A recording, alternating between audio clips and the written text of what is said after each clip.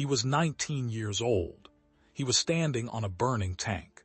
The enemy was closing in from 3 directions, and he had already ordered every man under his command to run. What happened next on that frozen field in Alsace on January 26, 1945, would become the single most decorated act of valor in the entire history of American armed forces. But to understand why a teenage boy from the dirt-poor fields of Texas chose to stay behind while death advanced toward him across the snow, you have to go back much further than that burning tank. You have to go back to a world that had already taken almost everything from him before the war ever began. Audie Murphy was born in June of 1924 in a rural farming community in Hunt County, Texas, the 7th of 12 children raised in a sharecropper's shack so poor that the wind moved freely through its walls in winter. His father was a man who drifted in and out of the family's life like smoke, present long enough to leave another child behind before disappearing again into whatever restlessness drove him. His mother, Josie, was the fixed point around which all 12 children orbited, the one constant in a life defined by its instability. She worked herself to exhaustion in fields and kitchens, stretching nothing into something, feeding mouths that there was never quite enough to feed. When Audie was 16, Josie Murphy died. She died worn out, her body simply surrendering after years of impossible labor and insufficient rest. The father was already long gone by then. The state threatened to scatter the younger children across orphanages, separating the siblings who were each other's only reliable world. Audie refused to let that happen. He assumed responsibility for a household of children at an age when most boys were worrying about schoolwork and summer plans. He picked cotton. He hunted rabbits and squirrels in the Texas scrubland with a borrowed rifle, not for sport, but because meat was meat and the family needed to eat. He became, at 16, the head of a broken household, and he did it without complaint because there was simply no one else to do it.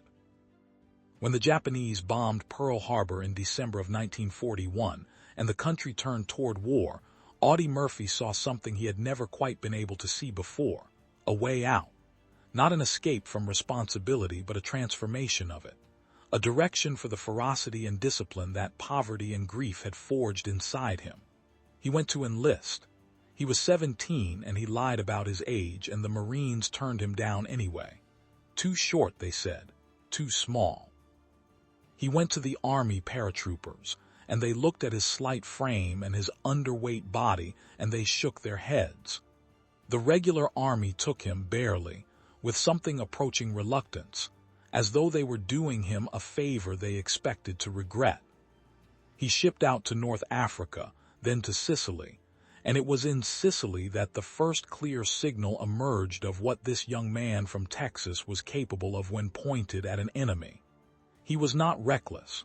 That distinction matters enormously. Recklessness is the absence of fear combined with the absence of thought.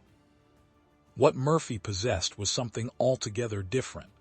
A preternatural calm under fire, an ability to process the geometry of a battlefield with a kind of cold, clear vision, while other men were still fighting the paralysis that mortal fear produces.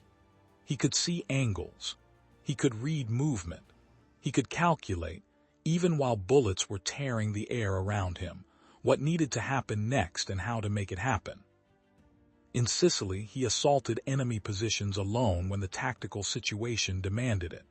Not because he was suicidal, but because he understood instinctively that sometimes waiting for support costs more lives than the lone action that resolves the impasse. His commanders noticed. His men noticed. He was promoted again and again, faster than was typical, not because of politics or paperwork, but because when things fell apart, Murphy held them together. He fought at Anzio, that grinding, brutal beachhead campaign where the Allies clawed at the Italian coastline while the Germans pushed back with everything they had. Anzio was not a battle of great sweeping maneuvers. It was a battle of ditches and mud and wire, and sudden death from snipers positioned in ruins. It was a battle that aged men rapidly, that stripped away whatever romantic notions about combat they might have carried into it. Murphy survived it, and emerged with a reputation that had grown from a whisper into something louder. He fought through the liberation of southern France in the summer of 1944, earning decoration after decoration, a Distinguished Service Cross, 2 Silver Stars, the kind of accumulation of official recognition that in other contexts might suggest a man who was being promoted beyond his competence. But every decoration Murphy received was backed by a specific, documented, verified action. He was not a symbol yet. He was a soldier, and a remarkably effective one, and the war was still very much in progress. By January of 1945, the Allies had crossed France and were pushing into Alsace, the ancient borderland between France and Germany that had changed hands so many times over the centuries that its identity had become permanently ambiguous. French in language and German in architecture, a place that seemed to belong fully to neither nation, and had suffered for that ambiguity in every war either nation had ever fought. The winter of 1944 into 1945 was ferocious. Cold that did not merely bite but crushed. Snow that turned the fields of Alsace into white expanses broken only by the dark lines of hedgerows and the skeletal forms of winter trees. Murphy was commanding Company B of the 3rd Infantry Division's 15th Infantry Regiment. Company B had entered the Colmar Pocket, a German defensive salient west of the Rhine, with the standard complement of infantry, roughly 120 combat-effective soldiers. 2 days of fighting against elite German mountain troops had reduced that number to 18, not 120, 18. Every man who remained was exhausted in a way that went beyond physical fatigue. They were running on something that is not quite courage and not quite desperation, but exists in the narrow, terrible space between the two. The morning of January 26 began with fog and cold, and the particular silence that precedes catastrophe. Murphy received intelligence that a major German counterattack was forming, and then intelligence became unnecessary because the attack arrived before it could be properly digested. 6 tanks, German armor, heavy and methodical, advancing across the open snowfield to the east. And behind the tanks, a formation of approximately 250 German infantry, spreading out to use the armor as cover, preparing for a combined arms assault that would overwhelm the 18 men Murphy had left. He looked at his company. He looked at the field. He understood the mathematics with a clarity that must have been nearly physical in its impact. 18 men could not hold against 250-plus armor. The position could not be defended. But the line had to hold long enough for the situation to be stabilized. Because if this German assault broke through here, it would roll up the flank of a much larger Allied position, and the consequences would ripple outward in ways that exceeded anything one exhausted company in one frozen field could fully comprehend. Murphy ordered his men to withdraw. He was specific and deliberate about this. He did not suggest it. He did not request it. He ordered it in the tone of a commanding officer who has made a decision and considers the matter resolved. He directed them to pull back to the tree line to the rear and to prepare defensive positions there. They went, and Audie Murphy stayed. He stayed at the field telephone, calling in artillery coordinates, directing fire onto the advancing German formation, with the precision and calm of a man doing administrative work at a desk, rather than one standing in the open while tanks bore down on him. The artillery came in, and it was effective, and it slowed the advance, but it did not stop it, because 6 tanks and 250 infantry represent a momentum that artillery interdiction can complicate but cannot simply erase.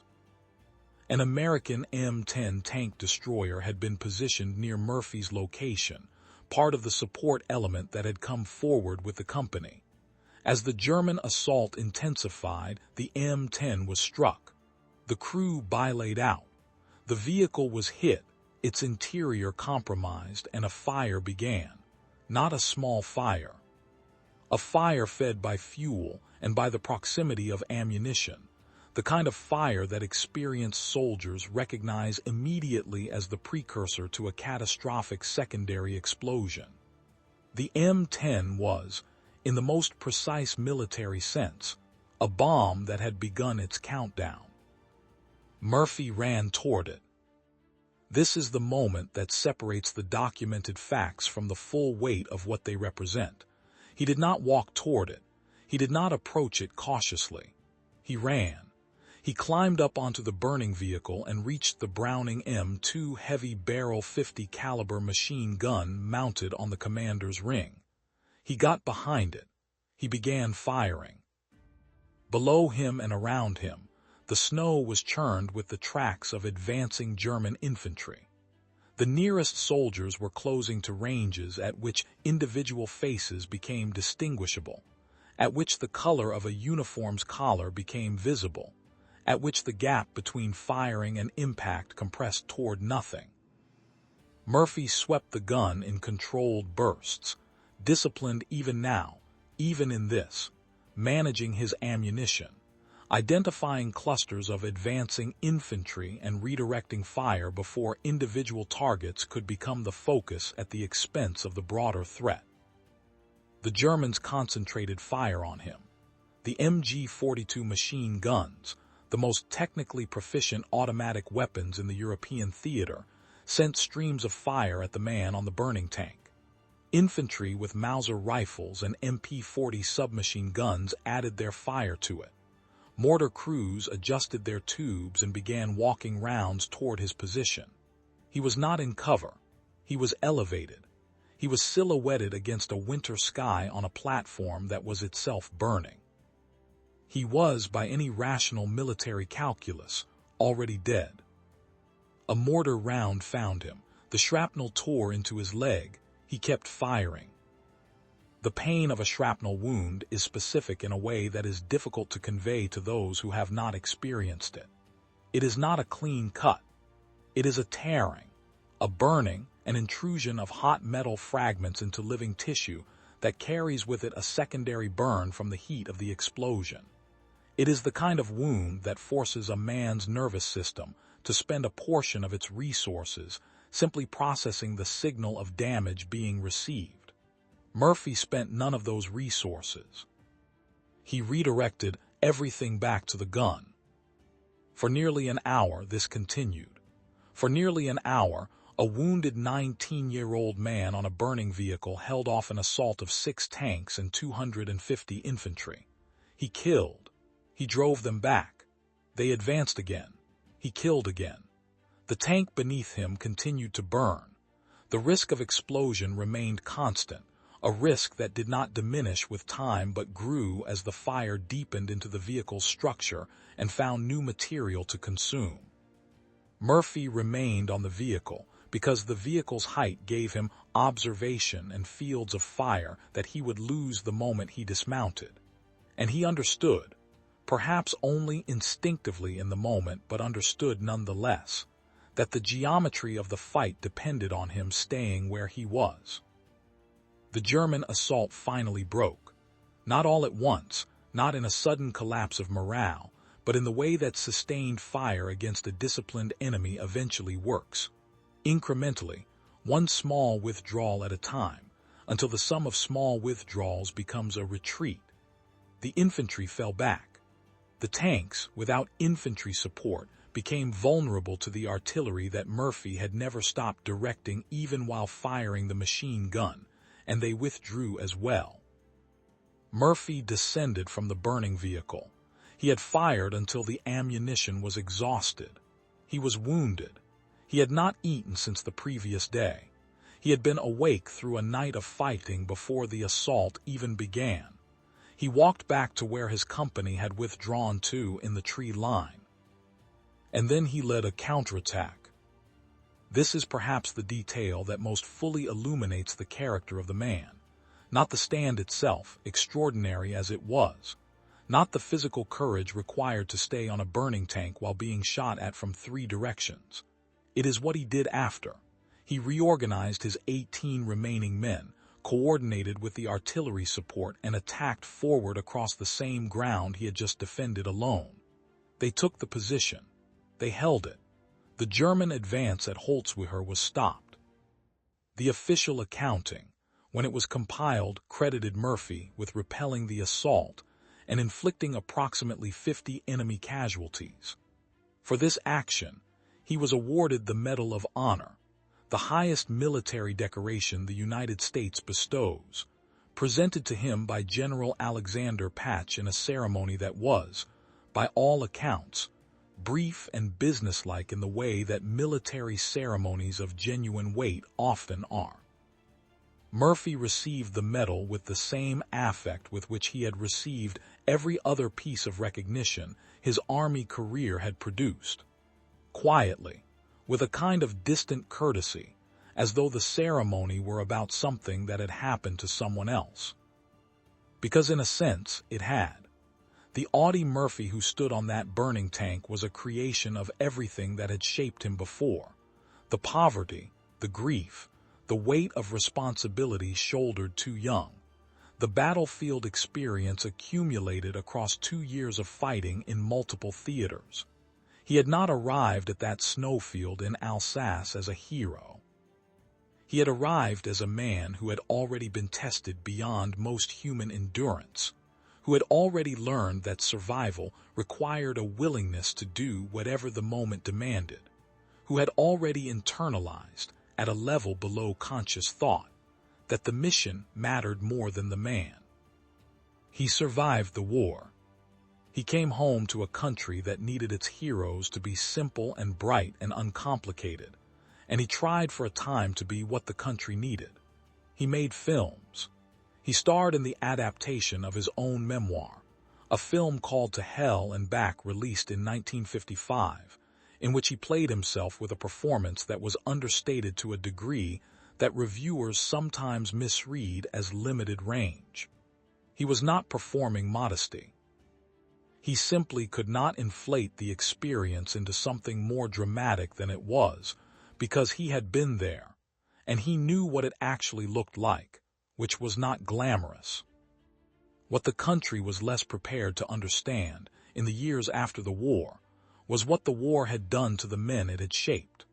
Murphy suffered from what would now be recognized immediately as severe post-traumatic stress disorder, a condition for which the medical and psychiatric establishment of the post-war period had neither adequate language nor adequate treatment. He had nightmares that decades of distance from the front never quieted. He was hypervigilant in the way that combat veterans become hypervigilant, reading exits and angles and potential threats in every civilian space, never fully able to disengage the threat assessment processes that the battlefield had made automatic. He struggled with insomnia, with depression, with a sense of dislocation from the domestic life that was supposed to be the reward for surviving. He spoke about these things more openly than most veterans of his generation were willing to, and in doing so, he performed a final act of service that was perhaps quieter than standing on a burning tank, but no less significant. He argued publicly for better treatment of veterans. He challenged the stigma that surrounded mental health struggles in military culture. He used the moral authority that came with being the most decorated American combat soldier of the Second World War to say, simply, that the war had wounded him in ways that no medal ceremony acknowledged, and that this was true for many men, and that it mattered. He died on May 28, 1971. He was 45 years old. A small private aircraft carrying him went down in fog near Roanoke, Virginia. The wreckage was found on a mountainside.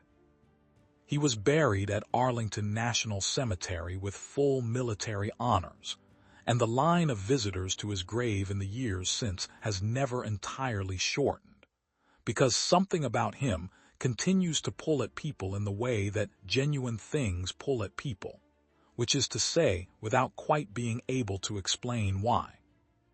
What was he, finally? He was a boy who grew up with nothing and was asked, because of that upbringing, to do things that most people will never be asked to do, and who did them with a clarity and a selflessness that even he could not fully account for when journalists pressed him to explain himself in the years after the war. He was not without fear, he said. He was not brave in the sense of being indifferent to danger. He was afraid, and he acted anyway, and the difference between those two things is everything. On a burning tank in the snow of Alsace, with a wounded leg and an army advancing toward him, and no one left to stand beside him, Audie Murphy made a choice. Not a heroic choice in the sense that the word heroic usually gets deployed, meaning something large and cinematic, and removed from ordinary human experience. It was a soldier's choice.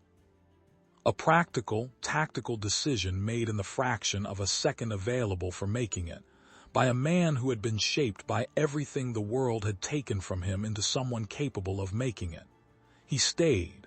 He fired. He held. And then he led his men forward. That is the story. Not the medal, not the film, not the carefully managed public image of the handsome young Texan in his dress uniform. The story is an orphaned boy who learned early that the world does not wait for you to be ready, and who carried that lesson into the worst places the 20th century produced, and who came out the other side still standing, if not entirely whole. The story is about what human beings are capable of when they have nothing left to lose, and something still worth protecting. The story does not end cleanly. Stories like this one never do, but it ends honestly, and that perhaps is enough. If this story moved you, if it made you think about what courage actually looks like when stripped of its mythology, then please consider subscribing so you never miss another narrative like this one. Leave a like if you believe stories like Audie Murphy's deserve to be heard. And tell me in the comments, what do you think defines true courage? Is it the absence of fear, or the willingness to act in spite of it? I want to hear where you stand.